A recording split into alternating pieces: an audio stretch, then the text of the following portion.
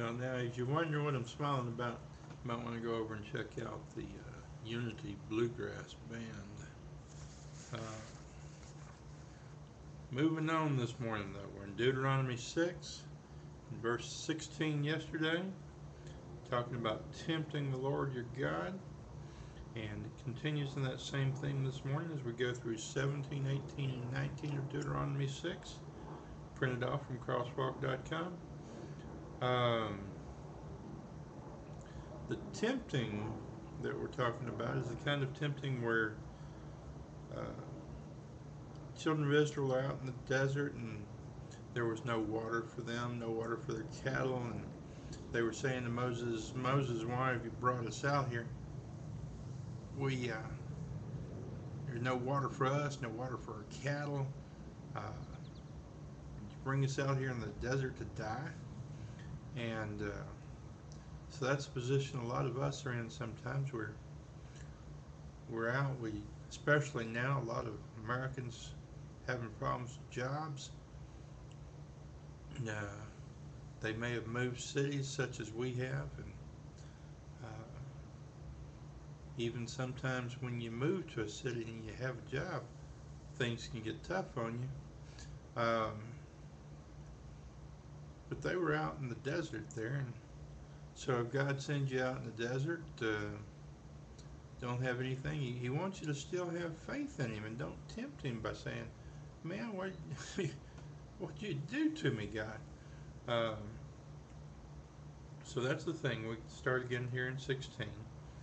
Ye shall diligently keep the commandments of the Lord your God, and His testimonies, and His statutes, which He hath commanded thee. And thou shalt do that which is right and good in the sight of the Lord, that it may be well with thee, and that thou mayest go in and possess the good land which the Lord sware unto thy fathers, to cast out all thine enemies from before thee, as the Lord has spoken. So that's the thing, is get down, having problems, need to keep on keeping on, keep on doing those things that He commanded us, and got the 10 Commandments, but basically, and lots of other things in the Old Testament that are good for us, and basically jump to the New Testament though, and get into that ideal of loving the Lord thy God with all thy heart, with all thy soul, and with all thy mind. And the second liken to it is to love thy neighbor as thyself. So, pretty simple message, a few scriptures showing that the Lord had the people of Israel continuing to keep on doing what He asked them to do, or commanded them to do, in the dire times that they were in. So now what do I do with the rest of this time? Because this seems pretty straightforward to me. And there's probably preachers that have preached for hours and hours and hours on this. I guess I'm not one of them. But the thing is that this recording might cut off at any time. And I never know exactly where it's going to cut off. So, as you know, even though I've sort of covered what is the depth of my very shallow mind on these scriptures, is that I'll keep on rambling for a while. And keeping up with the foolishness of preaching, that's sort of the type of thing I do.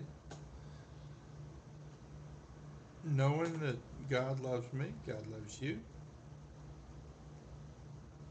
and I reach out to try and love you as well. So what shall we continue with? Go ye therefore into all the world, teaching them those things which I have commanded you. I guess that's one of the things, is that you want to have scriptures in your mind. Part of this before here was talking about scriptures that the Jewish people put in their what's called the phylactery, something they put on their mind and they put it up on their doorpost. If you live in a Jewish neighborhood and you go around by your Jewish friends' doors, you might notice they have these little boxes up on their doors, and inside them are little scriptures that are to be kept in mind, that were kept in mind as the Jews, people of the Jewish nation, went out there in the desert to learn the new things God wanted them to learn. So hopefully we're living and learning today too. And I just wish I knew. I got to get me a list somewhere of hymns that are in the public domain so that I can hum and sing some of those for you. And as I move along, I guess that's a story I can tell that probably will get cut off. But anyway, there's a guy named Andy Hildebrand, and Andy's electrical engineer. He's produced a lot of things in the past for the oil industry, and more recently he was on Nova as he had produced something. I think it's called Accutune, but I'm not sure of that. But what this does is when a singer is a little bit off in pitch, I'm a lot off, it would probably take mine and even make it, they'd think I was shooting for a note that I wasn't shooting for. But anyway, a good singer, it'll take the note that they're shooting for and put them exactly on it. It just, the music, their voice goes into a box and it comes out, and it's changed it to a perfect pitch for that note. So that's sort of what God does with us sometimes, I guess, is he takes our our voice, which isn't perfect, and he makes it perfect to the ear of the person listening to us, so that they'll seek God and understand God better. Now, right about here is it's probably cut off, and the rest of what I have to say today probably be lost somewhere in the ethosphere. So,